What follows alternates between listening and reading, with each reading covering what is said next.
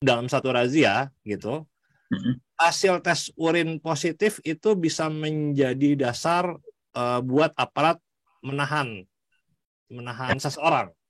Ya, tadi kalau hasil rapid test mungkin tetap akan diangkut ke markas, ya.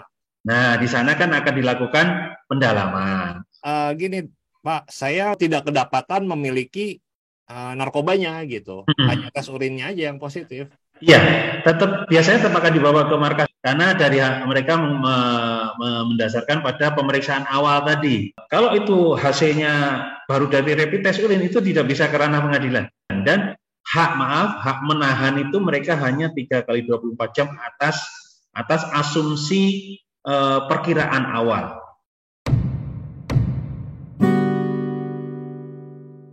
Kawan-kawan, ketemu lagi dengan kanal Indonesia Tanpa Stigma. Tri Rwanda dan Patri Handoyo nemenin kalian lagi. Seperti biasa, kami akan membahas tentang beberapa hal yang berkaitan dengan zat psikoaktif. Dan kita bicara hari ini ya, Pat ya, dengan dalam episode kali ini tentang sesuatu yang sangat berkaitan dengan soal narkoba lah. Apalagi kalau bukan tes urin. Ini kan satu kata yang sangat sering dibicarakan kalau orang ngomongin narkoba. Tes urin ya. Tes urin narkoba. Tes urin narkoba. Dan kita nggak sendirian, Pat. Kita ditemani, kami teman-teman, ini ditemani oleh dua narasumber nih. Ada Dr. Benny Ajril. Dr. Benny, apa kabar? Alhamdulillah, kabar baik. Kabar baik ya? Ya. Kabar baik. Tapi Dr. Benny ini bergabung secara virtual, teman-teman, karena berhalangan untuk hadir secara langsung di sini. Padahal Dr. Benny ada di Bandung ya. Padahal sama-sama di Bandung kita ya. Tapi kan teknologi memudahkan kita tetap bisa ngobrol ya, Dok ya. Nah, itu dia. Manfaatkan teknologi. Iya, betul. Dan selain Dr. Benny, itu ada dari BNN, ada Bapak Kuswardani. Saya sapa dulu ya. Kita sapa dulu ya, teman-teman ya. Pak Kus, apa kabarnya? Baik, alhamdulillah Pak Tri kembar jadinya. Selamat siang Dr. Benny, mohon izin. Kita akan ngobrol dengan kedua narasumber ini, teman-teman, terutama tentang tes urin tadi. Kenapa? Karena ini sering jadi pertanyaan. Kemudian juga ini kalau boleh dibilang kadang-kadang jadi polemik juga lah. Gitu. Kenapa jadi polemik? Karena kadang-kadang gini. Ini juga nanti jadi pertanyaan saya ke Pak Kus.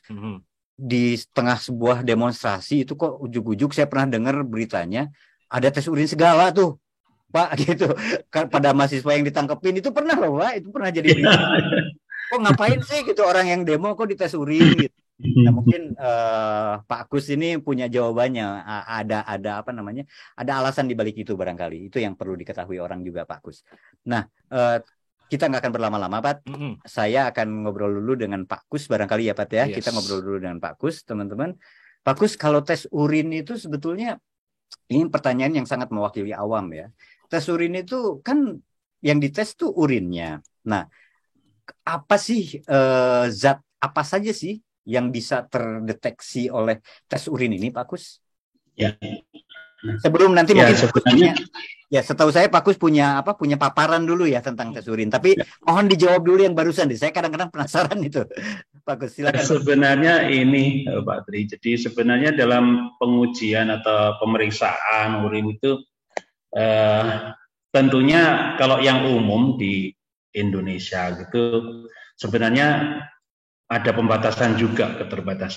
Tapi yang bisa diperiksa di sana adalah golongan-golongan narkotika dan psikotropika. Psikotropikanya pun diazepin golongan diazepam gitu ya, yang dicek. Sementara yang lain adalah golongan narkotik seperti THC, opioid, kokain, yang lain-lain. Kemudian sekarang ada sabu, ada MDMA gitu. Ya, zat-zat seperti itu. Berkembang juga kemarin kan ada perkembangan ke ganja gorila. Gimana? Pak Kus agak tapi ganja gorila ini ya jadi itunya juga tesnya juga punya keterbatasan seperti itu. Keterbatasan yang dimaksud gimana sih Pak Kus ya? Maaf. Keterbatasannya tergantung dari zatnya. Jadi misal zat ini untuk memeriksa obat, adakah orang ini minum Panadol misal atau paracetamol gitu Pak Tri. Ya, tentunya kalau orang ini minumnya Ponsan atau asam mefenamat ya tidak akan terbaca di dalam alat itu. Gitu. Jadi walaupun sama-sama penurun panas misal gitu. Ya. Itu keterbatasannya itu tadi ya. Ya, jadi ada keterbatasan juga. Baik, oke. Setahu saya Pak Agus menyiapkan sesuatu nih buat di tentang tes urin ini. Kami persilakan dulu Pak Agus sebelum kita nanti diskusi juga ya dengan Dokter Beni ya, Pak ya. Oke, Pak Agus kami persilakan untuk Terima kasih. Izin dokter, izin Dokter Beni. Ya, silakan bagus. Ya. Kemudian sebelum masuk ke paparannya, kawan-kawan tolong dikoreksi saya kalau salah Pak Kus. Pak Kus ini kan Kabid Pengujian dan Pembinaan Pelayanan di Laboratorium BNN ya Pak ya? Ya, ini belum VT saya, mungkin tak kenal nama kata saya. Kalau Dokter Beni sudah kenal saya dan sudah sayang saya banyak sekali. Jadi nama Kuswadani, saya lahir di Makassar tanggal 6 April. Saat ini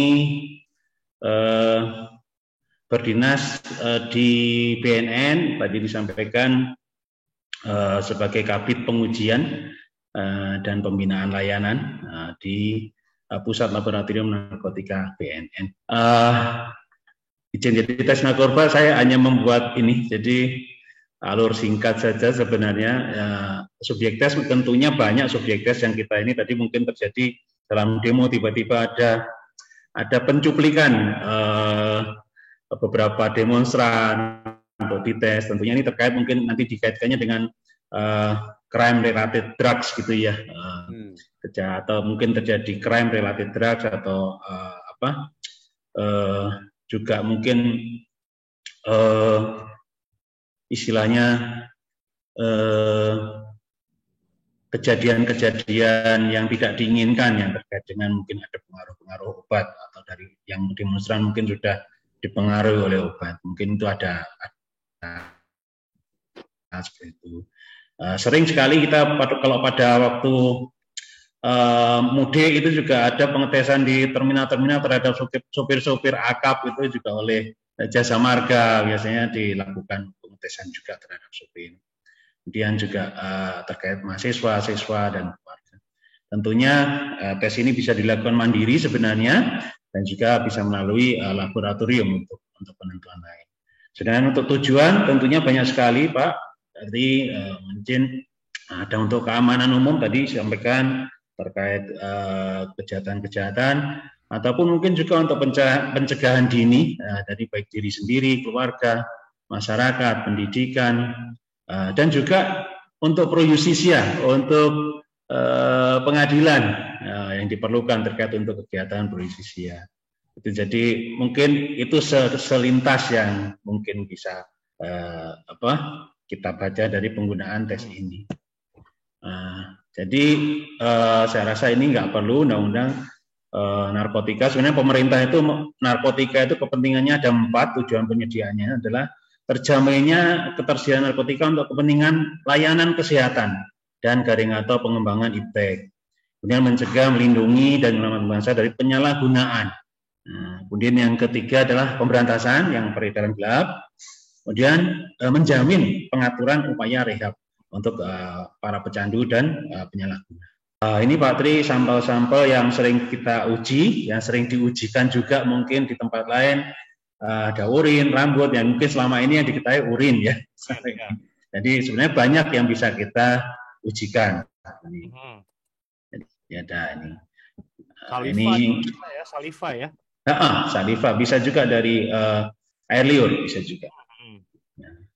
Kemudian ini tentunya ini terkait pengambilannya ya paling mudah tentunya urin dan rambut. Kalau untuk pengambilan darah dan lain-lain tentunya membutuhkan tenaga medis atau paramedis untuk mengambil sampelnya. Ini juga ada juga window detection-nya, ada keterbatasan juga. Sebenarnya ada juga ini, jadi keterbatasan tadi. Jadi ada keterbatasan juga ini window deteksi di dalam metrik-metrik tadi dari udara terkait hembusan nafas atau apa itu biasanya untuk alkohol biasanya, dan di darah, di cairan, di urin itu berapa lama. Ada pembatasan juga dalam keterkaitan kemampuan alatnya yang digunakan. Window of detection ini yang dimaksud kan kalau di tes HIV itu ada istilahnya tuh window period ya, di mana antibodinya belum terbentuk. Sehingga ketika antibodinya belum terbentuk, tapi dia sudah tertular HIV, ketika tes itu hasilnya negatif. Itu seperti itu nggak sih? Ya, hanya kalau sudah melewati masanya ini, dia tidak akan terdeteksi narkobanya. Gitu. Kalau sudah melewati masanya. Bedanya di situ.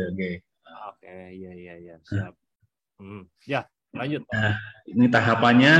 Jadi tahapan biasa kita dimulai dari penyiapan sampel, kita ambil, kita siapkan, kemudian ada pendahuluan, uji pendahuluan. Nah, uji pendahuluan itu termasuk yang sering diketahui masyarakat yang disebut uji atau rapid test urin atau pemeriksaan urin. Itu screening test menggunakan alat yang dicelup atau yang ditetes, itu yang disebut uji pendahuluan. Nah, tadi terkait dengan validitasnya. Nah, kita melanjutkan pada uji yang disebut uji konfirmasi. Nah, kalau di uji konfirmasi ini kita sudah langsung menetapkan iya dan tidaknya. Kalau masih dari rapid test urin, kita masih mendalami lebih lanjut. Nah, ini uji pendahuluan. Nah, tentunya kalau terkait dengan ini untuk narkoba secara umum, terkait yang narkoba yang bahan-bahan maupun yang urin. Jadi kalau terkait dengan urin, tentunya kita terkait dengan yang nomor 3 adalah uji imunose yang biasa kita lakukan untuk melakukan uji pendahuluan. Oke. Ini seperti biasa rapid test urin ini kan juga ada di masyarakat, kita bisa mudah mendapatkannya, bisa melakukan pengujian mandiri. Tapi bila positif, tentunya perlu dilakukan pengujian lanjutan. Urinnya jangan dibuang, Pak Tri. Urinnya dibawa ke lab yang memiliki kapasitas untuk melakukan konfirmasi. Nah, biasanya lab Kesda. Kalau yang tes mandiri dan dia hasilnya positif, itu sangat disarankan untuk melakukan tes ulang ya. Iya, tes konfirmasi. Tapi sampelnya jangan dibuang, sampel itu pada hari itu. Atau paling lambat besoknya. Ya, tetap menggunakan sampel yang itu ya. Ya, paling lambat besok ya, karena urin ini kan akan ada reaksi internal di dalam urin yang menyebabkan baunya nggak karu-karuan ya, dan juga itu merusak sampel. Baiknya sebelum 24 jam sudah dikirimkan, sebaiknya seperti itu. Baik, bagus. Silakan Pak, lanjut ya, Pak. Oke. Nah, ini yang disebut false positif. Kadangkala kita juga mendapatkan hasil positif walaupun yang diminum bukan dari narkoba. Nah, ini misal di atas ini adalah struktur kimia dari sabu, yang di atas ini ada amfetamin, ada metamfetamin. Di bawahnya ini kan strukturnya hampir menyerupai, ini NH2, ini NH dengan hanya ada punya kaki-kaki yang berbeda atau tangan yang berbeda. Nah, jadi ini kan hampir sama Pak Tri, kiri kanan ini. Amfetamin, met, ini buprion sama pseudoephedrine, ini juga menyebabkan kemiripan struktur kimia yang menyebabkan dia bisa memberikan hasil false positif, tapi sebenarnya dia nggak pakai. Seperti itu. Ya, okay. Ini beberapa obat-obatan yang memberikan hasil false positif. Nanti saya kirimkan saja, ini kan filenya. Jadi banyak, karena banyak sekali. Dari golongannya juga macam-macam, dari mulai amfetamin hingga ke pensiklidin atau depresan-depresan yang lain ya, gitu ya. Ini beberapa tipe, ini sudah di laboratorium Pak Tri, yang ini saya rasa ini juga enggak ini. Nah, uji konfirmasi itu seperti apa? Uji konfirmasi itu sebenarnya menggunakan peralatan-peralatan seperti ini Pak Tri. Jadi ini yang peralatan-peralatan ini yang kita gunakan. Nah, ini peralatan ini juga masih kita gunakan. Ini yang diberikan Dokter Benny dulu untuk kami. Dok.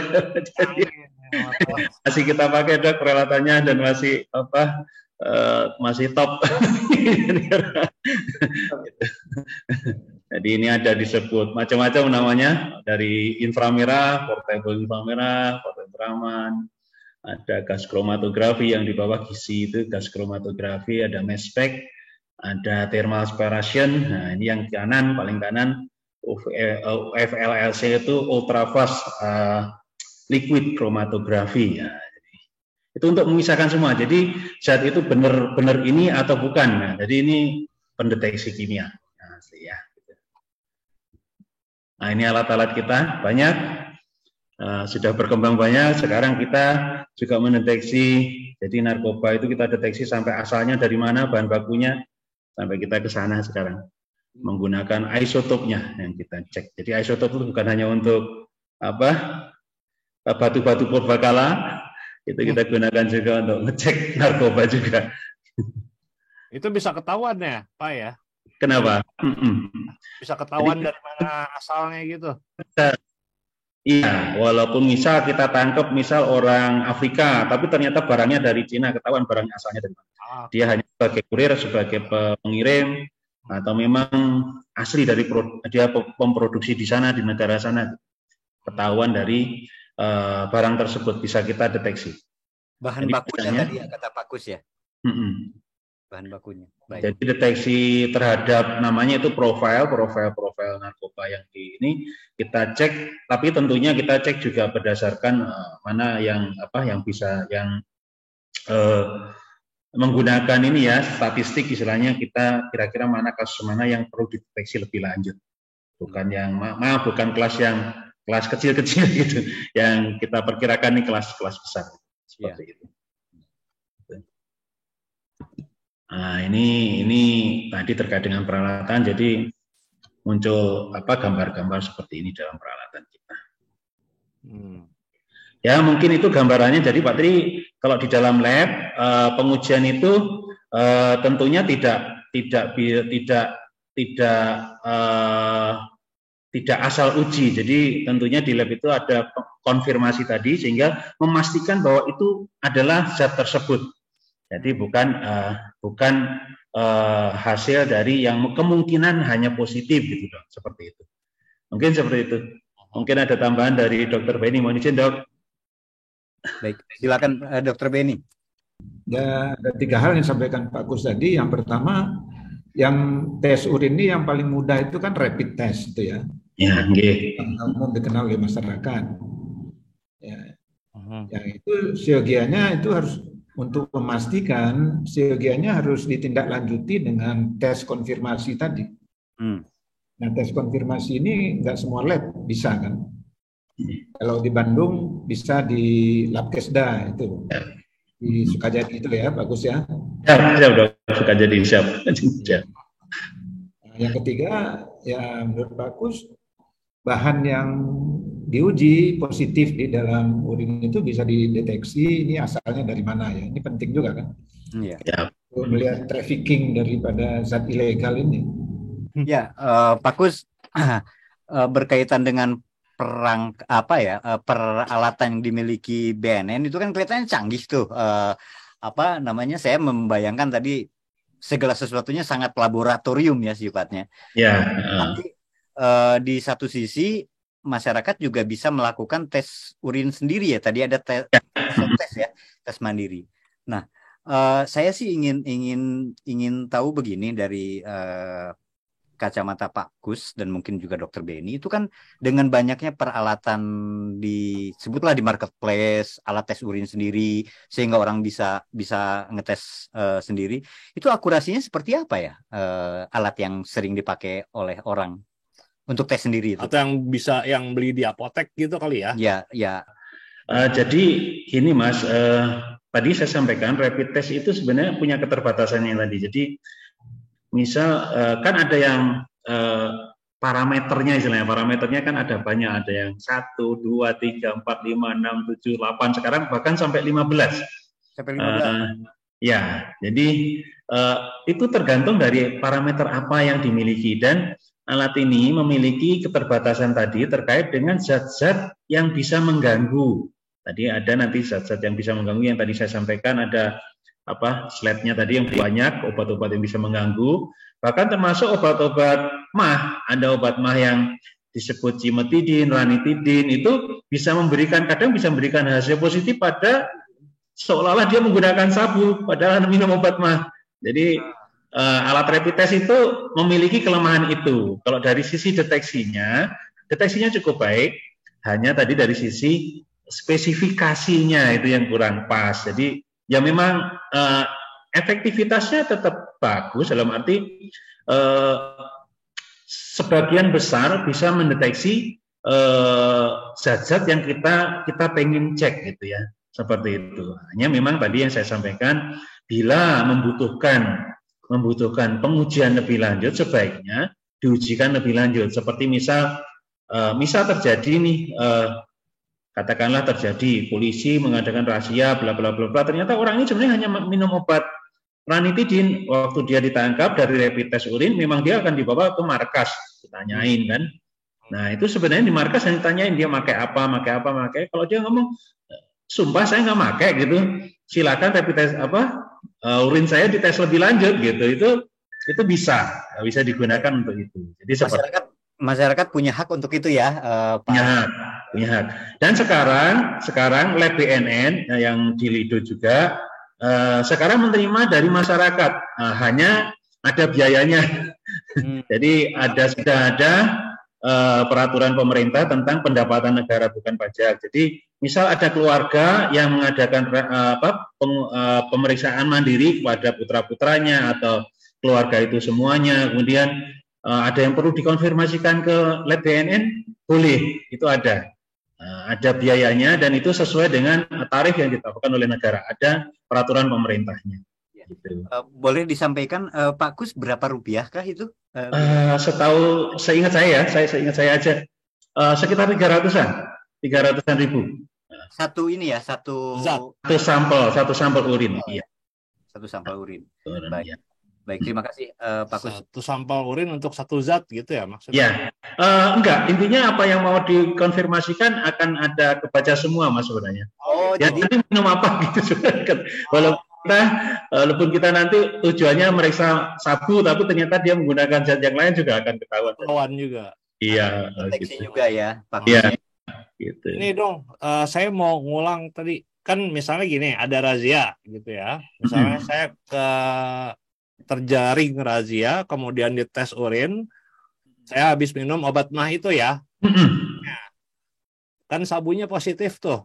Nah, terus saya berhak kan mengajukan tes lebih lanjut. Iya. Apakah aparat di lapangan itu sudah paham? Karena kan biasanya gini Pak, orang tuh udah takut duluan ya gitu kan berhadapan. Ya. Gimana tuh Pak? Ya, saya paham, ini juga menjadi tugas kami untuk selalu melakukan juga edukasi juga kepada para penyidik. Memang biasanya mereka sudah nutup mata, ini positif gitu. Biasanya seperti itu. Jadi biasanya nanti dikenakan ini wajib lapor harian gitu, atau per 3 hari atau per minggu gitu. Tapi sebenarnya selain katakanlah nanti dapat surat katakanlah untuk wajib lapor, saat keluar itu sebenarnya melakukan tes boleh, saya rasa tidak ada masalah. Jadi, tapi bagi penyidik yang mengetahui, memahami, pasti dia paham, pasti akan diberikan. Memang belum semuanya paham, jadi memang susah untuk meneruskan ini ya. Jadi kadang-kala polisi memang penugasannya juga pindah-pindah, misal dari serse narkotik nanti pindah lagi kemana, masuk orang baru lagi. Ini yang kadang-kala yang tidak kontinuitasnya yang tidak bisa berlanjutannya ini belum bisa sistemnya belum bisa kita jaga lah, seperti itu. Mungkin itu Pak. Iya, udah gitu kan misalnya gini, mungkin kalau misalnya razia itu atau saya menggunakan contoh saya ya, misalnya saya di razianya di Jakarta itu mungkin mudah, tapi kalau misalnya di tempat sebutlah di Halmahera gitu, laboratoriumnya mungkin terbatas kan di sana, itu gimana tuh Pak? Ya, intinya kalau polisi nangkep, dia harus memiliki dasar hukum dia tidak itu bukan dasar hukum untuk tes rapid test itu. Jadi dia harus melakukan tes konfirmasi. Konfirmasi itu nanti biasanya kalau dari katakanlah di Indonesia Timur saat ini tergelarnya ada katakan di Maluku, tapi lab sekarang yang ada lab Kesda tadi, kemudian atau kalau Polri mungkin akan merujuk kepada ke lab 4 di Makassar ataupun lab BNN yang ada di Badoka Makassar Sulawesi Selatan. Mungkin seperti itu Pak Tri, tentunya membutuhkan waktu. Jadi memang ada hal seperti itu Pak Tri, ya kemampuan negara terkait penyediaan lab juga memang masih terbatas, tapi konfirmasi itu diperlukan. Dan kalau di dalam konfirmasi itu negatif, LP pasti laporan polisi akan gugur dengan sendirinya. Seperti itu. Nah, yang sering juga jadi pertanyaan gini Pak, apakah dalam satu razia gitu, hasil tes urin positif itu bisa menjadi dasar buat aparat menahan seseorang? Ya, tadi kalau hasil rapid test tadi saya sampaikan kemungkinan mungkin tetap akan diangkut ke markas, ya. Nah, di sana kan akan dilakukan pendalaman. Nah, itulah kita sampaikan sebenarnya. Disitulah kesempatan kita menyampaikan pendapat dan menyampaikan apa yang ada gitu, itu supaya bisa komunikasikan dengan baik. Seperti itu, Pak. Gini, Pak, saya tidak mempunyai atau tidak kedapatan memiliki narkobanya gitu, hanya tes urinnya aja yang positif. Iya, biasanya akan dibawa ke markas, Pak Tri. Setahu saya dibawa ke markas untuk ditanyain lebih lanjut. Nah, itu karena dari mereka mendasarkan pada pemeriksaan awal tadi. Pemeriksaan awal, jadi itu dari rapid test urin itu tentunya dimanapun akan dibawa oleh petugas, nanti mungkin diangkut menggunakan bis atau menggunakan angkutan lain ke markas dulu, nanti ditanyain, baru kalau itu hasilnya baru dari rapid test urin itu tidak bisa ke ranah pengadilan. Nah, intinya hasil itu tidak bisa ke ranah pengadilan, dan hak menahan itu mereka hanya 3 kali 24 jam atas asumsi perkiraan awal. Dan gitu. Perkiraan awal itu dari hasil rapid test tadi itu hanya punya hak 3 kali 24 jam. Baik, ini saya pikir kawan-kawan hal yang penting untuk diketahui, karena ini berkaitan dengan hak kita juga sebagai masyarakat ya. Ya, hak warga negara juga. Betul, hak warga negara, dan ini tadi penjelasannya sudah cukup gamblang disampaikan Pak Kus Wardani dari BNN. Nah, Pak, kalau saya punya pertanyaan gini Pak, kalau kalau seseorang itu hasil tesnya positif nih Pak Wardani ya, dan kemudian dia rapid test positif, kemudian tes konfirmasi juga positif, itu apa Pak yang kemudian aparat penegak hukum dalam hal ini lakukan Pak pada prosedur selanjutnya? Ya. Tentunya ada beberapa langkah sesuai dengan undangan kita di undang-undang. Mungkin nanti ada tambahan dari Dr. Beni, Pak Beni. Tentunya akan ada assessment kalau tidak ditemukan adanya barang bukti yang lain, atau barang bukti di bawah dalam jumlah tertentu. Itu ada assessment apakah dia penyalahguna ataukah dia masuk ke ranah pengedaran. Kalau peredaran tentunya nanti masuk ke ranah pidana ya. Nah, sementara kalau ya nanti dalam hasil assessment-nya disuspekkan, dari assessment itu disuspekkan sebagai penyalahguna, tentunya akan ada rekomendasi untuk rehabilitasi, dan itu dijamin dalam Undang-Undang 35 tahun 2009. Itu saya rasa seperti itu. Fakta di lapangan tentunya juga tadi saya sampaikan penyidik tidak semuanya memahami, tapi bisa berkonsultasi tentunya dengan BNN setempat, ataupun nanti menelpon lewat saudara atau lewat mana gitu, supaya bisa diasistensi dan bisa dilakukan asesmen terhadap yang ditangkap tersebut. Jadi seperti itu saya rasa. Mungkin Pak Dr. Beni mohon izin kalau ada tambahan, mohon izin Dok. Dr. Beni. Ya. Ya. Jadi tadi yang ditanyakan Anda tadi kan seandainya rapid test positif, ya, uji konfirmasi juga positif, ya hasilnya yaitu kan tes urin ya. Jadi kita untuk mengetahui klinisnya, ya. Artinya ini penyalahguna atau sudah sampai taraf pecandu, itu perlu screening test, ya. Screening test dulu, bisa pakai instrumen ASIS. Kemudian kita juga langsung didalami kalau ingin lebih lanjut pada assessment, ya, menggunakan Addiction Severity Index itu, ASI. Ya, jadi untuk lebih lanjut Indeks keparahan ketagihan ya, Dok. Ya, apa namanya, keparahannya, severity-nya dari penyalahgunaan ini gitu. Ya. Jadi tidak hanya tergantung kepada hasil tes urin laboratorium, tapi secara klinis ya kita perlu mewawancarai dengan menggunakan instrumen yang memang sudah baku, ya. Kalau berdasarkan aturan dan prosedur yang ideal, Dokter Beni, asesmen itu berlangsung berapa lama sih, Dokter Beni? Dan melibatkan tim apa? Setahu saya itu tim ya, asesmen itu ada TAT itu kan, tim asesmen terpadu itu ya, Dokter Beni? Ya, sekarang ada tim asesmen terpadu itu ada yang melibatkan BNN, kejaksaan sama polisi, ya. Ya, dan tentunya tiap provinsi ada. Nah, itu berapa lama prosesnya, Dokter Beni, yang sesuai dengan prosedur ya? Maksudnya berapa lama jaraknya? Waktu proses asesmen itu. Durasi ases. Berapa pertanyaan, Dok? Ya, sekarang kan ASI itu yang digunakan umum itu sudah sudah lebih sederhana, ya. Saya lupa, ini ada 7 domain itu, ya. 7 ranah yang akan dideteksi. Jadi nggak banyak pertanyaannya. Saya lupa juga tuh. 50 pertanyaan ada, Dok? Kenapa? 50 pertanyaan ada? Nggak sampai. Oh, nyampe. 7 kali 4, ini sekitar 30 mungkin. 30-an ya? Ya, paling berarti sejam gitu kali ya? Ya, itu pertanyaannya. Berapa lama tuh? 1 jam sampai 1 jam ya. Sejam lah ya? Jaman kurang lebih ya. Oke, baik. Nah, apakah semua ini, maaf ini saya tanya bukan informasi, tapi ini mungkin opini ya, pandangan Dokter Beni dan mungkin Pak Kus juga nanti. Apakah semua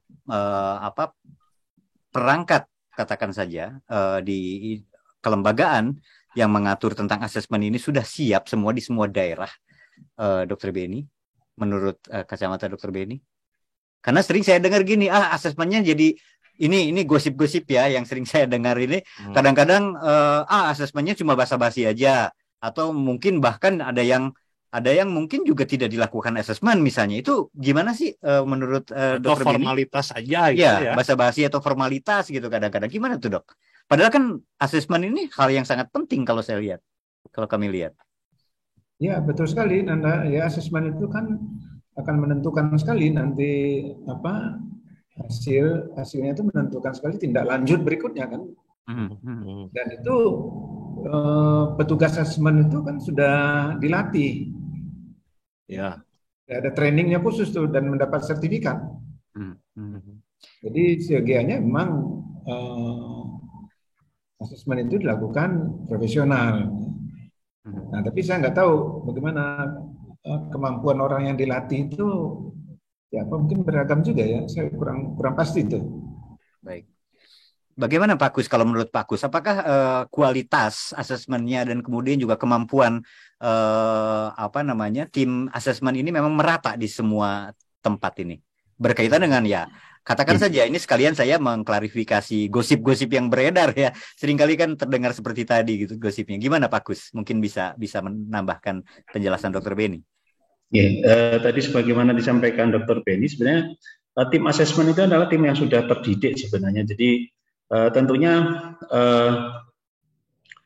asesmen dilaksanakan harusnya dalam tanda kutip itu harus dilaksanakan dengan baik. Karena memang itu adalah hak warga negara dan juga kewajiban petugas untuk melakukan itu. Jadi tentunya saya rasa bisa dilakukan gini, misal ada wacana-wacana yang tadi disampaikan terkait hanya formalitas, hanya ini segala macam. ada sistem pengawasan sebenarnya yang dilaksanakan. Misal kalau di kepolisian ada yang disebut, maaf yang mungkin agak ribut, ada disebut komite etiknya itu ada di bagian propam. Di Polda ada, di Polres ada, provosnya lah. Jadi provosnya. Jadi kalau di BNN ada inspektorat dan itu kalau memang ada laporan pasti ditindaklanjuti. Jadi hanya saja juga mungkin juga yang masih perlu di garis bawahi, kadangkala hasil asesmen itu juga berbenturan dengan misal jumlah barang bukti yang didapatkan. Walaupun hasil asesmennya dia pecandu berat atau segala macam, tapi kalau barang bukti yang didapatkan dan hasil penyadapan dari penarikan data handphonenya ditentukan bahwa dia juga melakukan peredaran ilegal, nah tentunya ranah pidananya juga akan bicara dalam tanda kutip sekarang saat ini. Jadi itu akan lebih ke arah pidananya setahu saya kalau memang barang bukti yang didapatkan cukup besar dan hasil dari pengolahan data dari handphone atau dari mana alat komunikasi yang lain didapatkan transaksi. Jadi itu lebih memberatkan biasanya. Nah, sementara nanti rehab akan dititipkan kepada sistem rehabnya dititipkan kepada LP. Nah, seperti kalau yang kami tahu di LP sudah ada dokter-dokter yang sudah dilatih untuk melakukan rehabilitasi dan juga melakukan konsultasi terhadap rekan-rekan napi yang kebetulan terkena kasus narkoba. Seperti itu yang saya tahu. Oke, baik.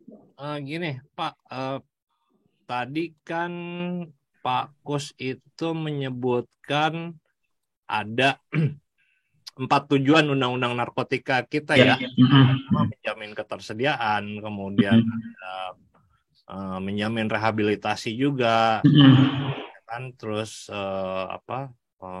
memberantas peredaran gelap ya, Pak ya. Terus satu lagi apa ya? Untuk kesehatan, iptek. Untuk iptek kesehatan gitu, teman. Menjamin ketersediaan. Nah, pusat laboratorium BNN ini hubungannya apa sama tujuan-tujuan itu? Yang pertama, yang untuk penyediaan itu. Ya, tentunya kita ada di ranah pencegahan juga ada. Misal dari masyarakat ada pengen ngetes putranya, keluarganya, secara mandiri untuk dites itu juga terbuka. Dan juga sebagaimana awal pendirian lab di BNN itu melayani untuk peradilan, untuk kegiatan pro justisia di pengadilan, bukti pengadilan. Jadi menetapkan tadi misal orang sudah dites rapid test urin, dia ditangkap polisi, kemudian polisi membawa ke lab, dikonfirmasi oleh polisi, benar nggak ini pakai ini gitu. Jadi itu nanti akan kita keluarkan hasil labnya dalam bentuk berita acara dan kita pun siap bersaksi di pengadilan, apa hasilnya, apa adanya, kita sampaikan seperti itu. Jadi ranahnya kita ada ranah di pencegahan, saat ini di pencegahan dengan di pemberdayaan ya tentunya tadi dengan masyarakat yang terkait dengan uji mandiri, kemudian di ranah pemberantasan. Sebenarnya ranah rehab, izin dokter, kami juga pengennya ada di ranah rehab juga, berarti terkait dengan pemantauan dosis terapi, pemantauan dosis substitusi, terkait dengan bioavailabilitas, bioekivalensi, dok. Tapi memang saat ini mungkin nanti cita-cita ke depan bisa dilaksanakan oleh para penerus, izin supaya data rehab pun nanti bisa kita lakukan tepat dosis, tepat obat, dok. Izin itu terkait dengan. Jadi sebenarnya banyak yang bisa dilaksanakan di pusat laboratorium. Saat ini masih di ranah cegah, pemberdayaan dan pemberantasan. Memang untuk ranah rehab kami belum include di dalam sana. Pak Kus, saya sih lebih pengen nanya yang teknis-teknis aja nih, bagian-bagian akhir aja nih. Gini, Pak Kus, saat sampel tes urin nih seseorang misalnya atau saya misalnya sudah tes urin, kemudian ada sampelnya, itu tadi Pak Kus sudah jelaskan kalau mau tes konfirmasi tidak lebih dari 24 jam ya sebaiknya. Iya Pak Kus ya. Nah, kemudian si hasil urinnya ini, sampelnya ini Ada kemungkinan terkontaminasi nggak sih, Pak Kus? Caranya agar aman gitu. Oke, kalau saran saya langkah-langkahnya, Pak Tri, kalau memang positif dalam tes urinnya, kemudian segera diamankan atau satu diamankan terus dibungkus dengan bungkus sekunder dengan plastik lah, plastik kecil yang sesuai dengan wadah tes urinnya, kemudian diikat, itu udah aman lah, Pak Tri. Atau kalau lebih aman lagi, setelah ditutup cup urinnya itu diselotip pinggirnya. Kemudian itu biar nggak tumpah, kemudian langsung masukkan ke plastik. Kalau tadi saya sampaikan dalam 24 jam tidak bisa dikirimkan, maaf, harus dibekukan ya di freezer ataupun di tempat termos es, bisa silahkan, pokoknya didinginkan di kondisi suhu dingin supaya nanti bisa dilakukan pengujian lebih lanjut.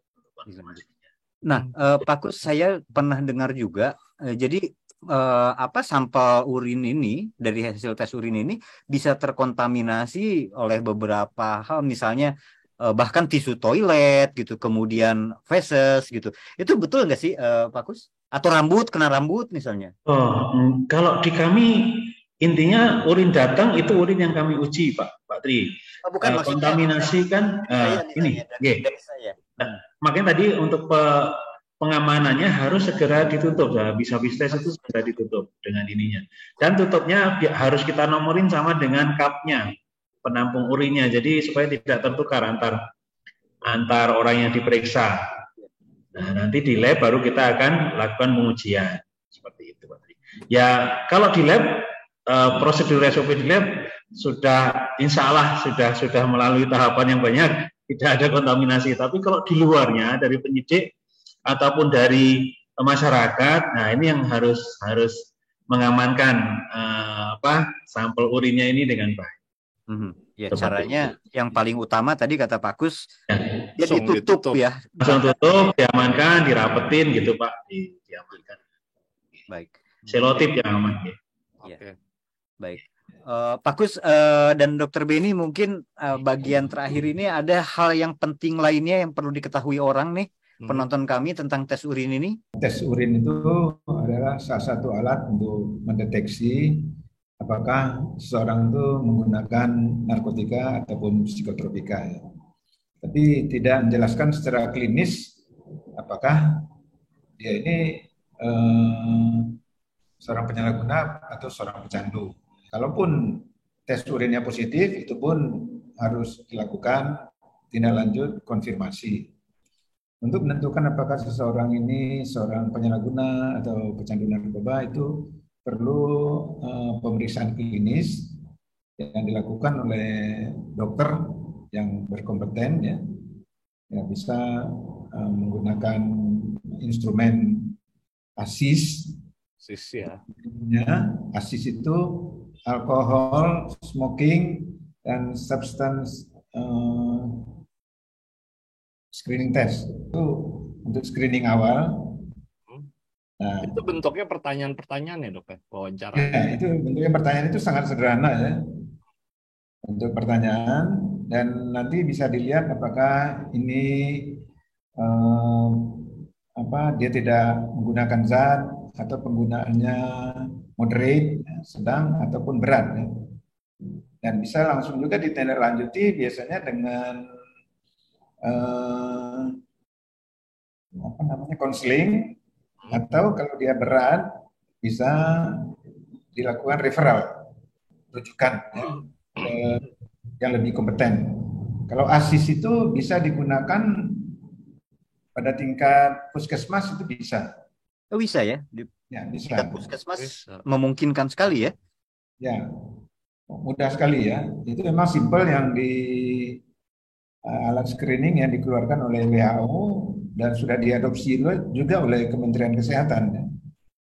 Nah, untuk lebih lanjut pendalaman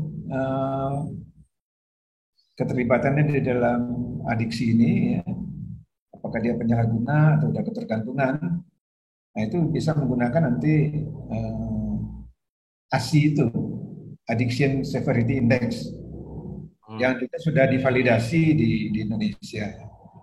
Saya akan bertanya ke Dokter Benny mungkin sebagai pertanyaan terakhir ya. Tapi sebelumnya saya mau ke Pak Kus dulu nih. Pengujian narkoba untuk 350-an ribu orang dalam setahun itu seberapa efektif sih untuk mencegah masyarakat pakai narkoba?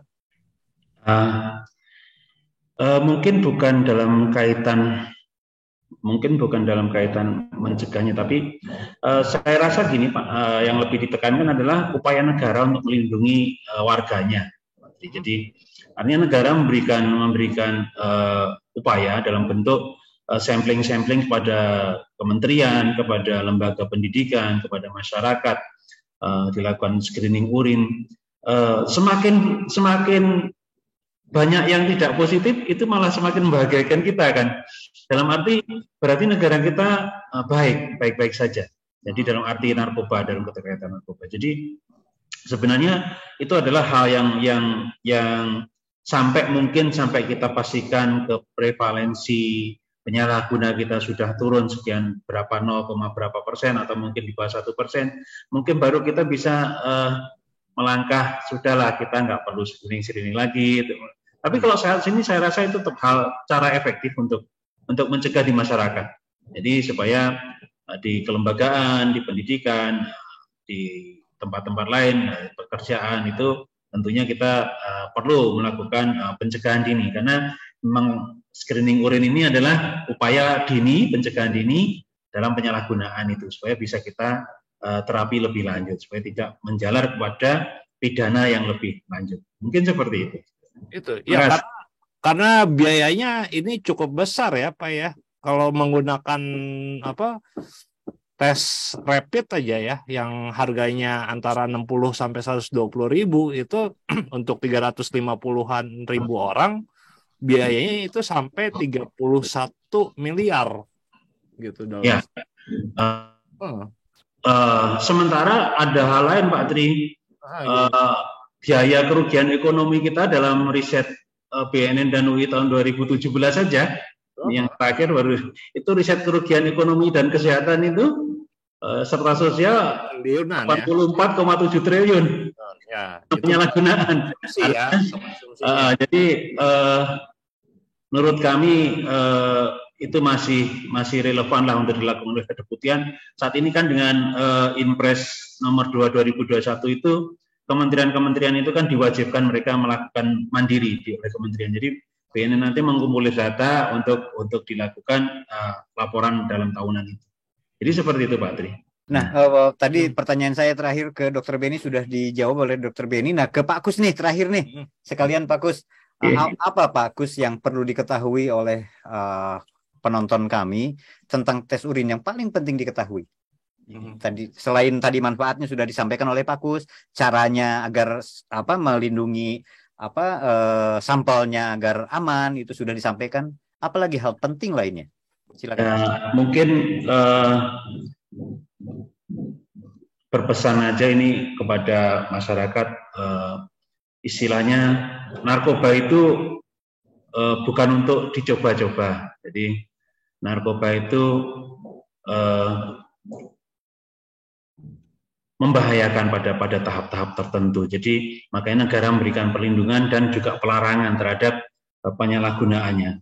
Perlindungan dalam arti dibolehkan ketersediaannya untuk masyarakat dalam terkait medis tadi, tapi pencegahannya juga sangat kita harapkan masyarakat bisa melakukan pencegahan mandiri dengan rapid test urin. Mungkin pada tahap-tahap tertentu kita perlu juga melakukan pengujian pada anak-anak kita dalam tahap-tahap terbatas, sesuai dengan kemampuan masyarakat ataupun lingkungan sekitar. Mungkin seperti itu Pak Tri. Terima kasih. Baik Pak Kus dan juga Dr. Benny, terima kasih banyak. Ya, sama-sama. Terima kasih. Sama-sama. Terima kasih dokter. Terima kasih dok. Izin. Ya. Oke. Baik teman-teman, gitu ya Pak ya. Ya kawan-kawan, terima kasih banyak sudah menyimak tayangan ini. Semoga ada manfaatnya tentang tes urin ini, dan kalau masih punya pertanyaan silakan jangan ragu buat berkomentar di kanal ini. Kita pamit ya Pak ya? Yep. Oke. Ya, makasih banyak. Makasih banyak teman-teman. Yuk.